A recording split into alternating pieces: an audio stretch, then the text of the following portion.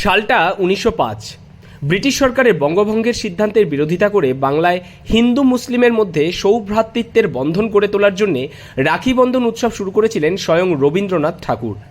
আর সেই থেকেই দীর্ঘদিন চলে আসছে, যা আমাদের রাজ্যের সীমানা পেরিয়ে মহাসমারোহে এখন পালিত হয় সমগ্র দেশ জুড়ে। প্রতি বছর এই নির্দিষ্ট দিনে ভাইয়ের হাতে রাখি পরিয়ে দেন বোনেরা। আর এই রাখি তৈরি করেই স্বনির্ভর হচ্ছেন উত্তর চব্বিশ পরগনার সুন্দরবনের যুবকেরা। নতুন আর মাল বড় বাজারে যায়, বসিরহাটে যায়, আরো বিভিন্ন মার্কেট থেকে এসে নিয়ে যায়। আমি আশা করছি ডাউনের দিকে কিছু কাস্টমার আসলে আমার আরো সুবিধা হবে। এরা ৫-৬ মাস আগে থেকে কাজ করে। আরো যদি কাস্টমার বেশি হয় তাহলে আমরা ১ বছর মানে সারা বছর এরা কাজ করতে পারবে। কতজন কাজ করে আপনার এখানে?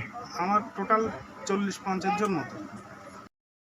আর মাত্র কয়েকটা দিনের অপেক্ষা, তারপর রাখি বন্ধন উৎসবে মাতবেন আপামর সাধারণ মানুষ।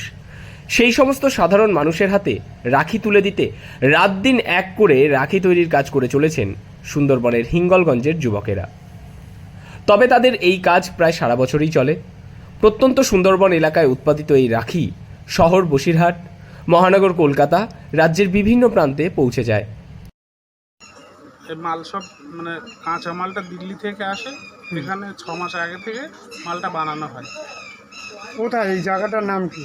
হিঙ্গলগঞ্জের ৮ নম্বর মিলন চক্র ক্লাবের পাশে। আগে কি এরম বাড়াইতে কত বছর হয়েছে আপনি বানান? এই ৪-৫ বছর বানাচ্ছি। রাজ্য যখন কর্মসংস্থানের আকাল দেখা যায়, সীমান্ত থেকে সুন্দরবনের যুবকেরা ভিন্ন রাজ্যের কর্মসংস্থানের উদ্দেশ্যে পাড়ি দিচ্ছেন, ঠিক সেই সময় রাখি তৈরি করে কর্মসংস্থানের নতুন দিশা দেখাচ্ছেন সুন্দরবনের যুবকেরা। বসিরহাট থেকে জুলফিকার মোল্লার রিপোর্ট, লোকাল ১৮ বাংলা।